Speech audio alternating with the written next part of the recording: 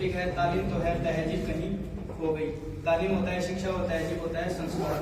मैं एक दो घटनाओं के माध्यम से आपके सामने कुछ इसी देश में घट रही घटनाओं से आपका ध्यान केंद्रित करना चाहूंगा। शिक्षा तो है लेकिन संस्कार कहीं खो गए। हम डॉक्टर बी आर अम्बेडकर और भगत सिंह जैसे महानुभावों महापुरुषों के देश के वासी हैं, जहां शिक्षा और संस्कार जोश की कोई कमी नहीं है। किसी क्रूर शासक द्वारा तक्षशिला और नालंदा जैसे विश्वविद्यालय ज्ञान के भंडार को जला देने पर भी हम आज विश्व में शिक्षा के रूप में उभर रहे हैं और दिनों दिन टॉप 10 में हम अपना स्थान कायम कर रहे हैं।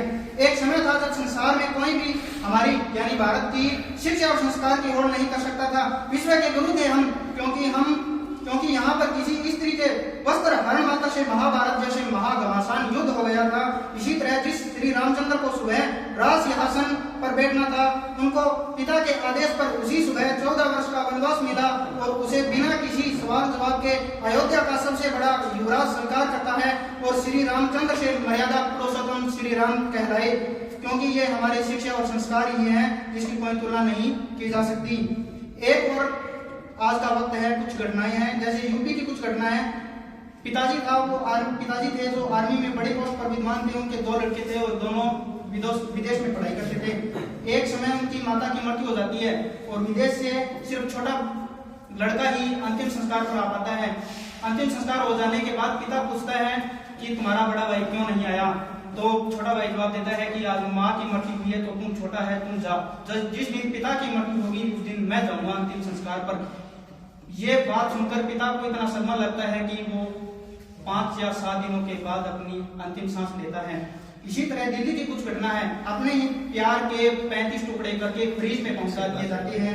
इसी तरह गुजरात के राजकोट में है, जयश्री बहन है, अध्यापिका थी, अपने बेटे को अच्छी तालीम दिलवाई।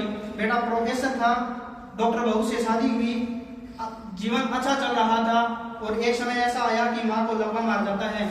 2 महीने 2.5 महीने बीमार रहने के बाद बेटा उनकी बीमारी से इतना परेशान हो जाता है कि एक सुबह उसको अपनी माँ को बिस्तर से उठाता है, छत पे ले जाता है और छत से नीचे फेंक देता है और उनकी मृत्यु हो जाती है। बात दबा दी जाती है। 2-2.5 महीने के बाद सीसीटीवी फुटेज से पता चलता है कि माँ मरी नहीं, प्रोफेसर बेटे द्वारा मारी गई थी। ये हमारी शिक्षा है। इसी तरह मुंबई की कुछ आसानी के साथ हुआ। बेटा अमेरिका में प्रोफेसर है, माँ का हाल चाल पूछने कभी नहीं आया और जब आया तो रिश्तों की तरह खोखला ढांचा माँ का बिस्तर पर पड़ा सिकुड़ गया और कुछ भी नहीं मिला। इल्म की तासीर जब गुरूर में बदली, बुनियादी रिश्तों की महज दस्तूर में बदली। इल्म की तासीर जब गुरूर में बदली, बुनियादी रिश्तों की महज दस्तूर में बदली और बुजुर्गों को वक्त आफत समझ बैठी औलाद आदम की बड़े बेनूर से बदली। इसी तरह की घटना कुछ सूरत की चंपा बहन के साथ और इसी तरह हमारे शहर भादरा और नहर के नजदीक भी हुई थी, जब एक पढ़ा लिखा युवा अपने ही परिवार वालों को मौत के घाट उतार देता है। तो ये हमारे लिए विडंबना है। ऐसी घटना कोई आम बात नहीं है। हाथ उठाकर दुआ करो कि कभी भी ऐसी घटना किसी के साथ और कभी भी न हो।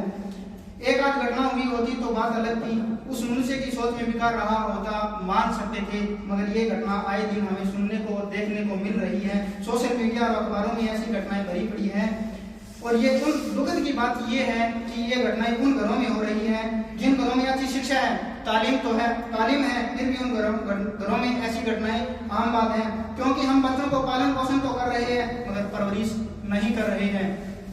बच्चों की शिक्षा दिला रहे हैं ताकि वो डॉक्टर, इंजीनियर, प्रोफेसर, वैज्ञानिक तो बन जाए। हमने बच्चों को मशीन की तरह बना लिया है और इसी तरह काम ये दे रहे हैं। वो इंसान नहीं बनेंगे, मशीन ही बनते जा रहे हैं। मेरा मकसद किसी शिक्षा नीतियों को कोसना नहीं है और संसार की लगभग सभी शिक्षा नीतियां इसी तरह काम करती हैं। अकादमिक शिक्षा का संस्कारों से कोई लेना देना नहीं है।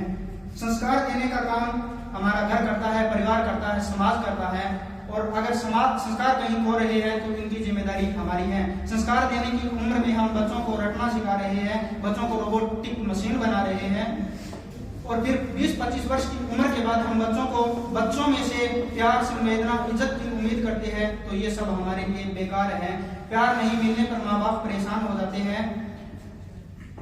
तारे ज़मीन एक फिल्म का दृश्य है जिसमें भीड़ में अपने माँ बाप अपने बच्चे को स्कूल में छोड़ रहे हैं, तो उस समय बच्चा कहता है भीड़ में यूं ना छोड़ो मुझे, भीड़ में यूं ना छोड़ो मुझे, घर लौट कर भी ना पाऊंगा, माँ क्या इतना बुरा हूं मैं, माँ क्या इतना बुरा हूं मैं। बंधे रहे अपने विचारों से और जुड़े रहे अपने संस्कारों से। ऐसे बहुत से बच्चे हैं हमारे आसपास जो छोटी उम्र में 7 या 8 वर्ष की उम्र में अपने घरों से दूर चले जाते हैं। उन्हें अच्छी शिक्षा मिलेगी, अच्छी तालीम हासिल कर लेंगे, वो अपना फ्यूचर ब्राइट बना लेंगे, मगर इनमें कोई दोहराई नहीं कि उनका फ्यूचर सेफ होगा, मगर दोहराई इस बात में है कि क्या वो हम जैसे या हमारे समाज में जो हमारे माँ बाप हमारे दादा दादाओं के साथ कॉम्प्रोमाइज या संस्कार थे उनमें विद्यमान थे, वो समावेश बिठा पाएंगे या नहीं बिठा पाएंगे।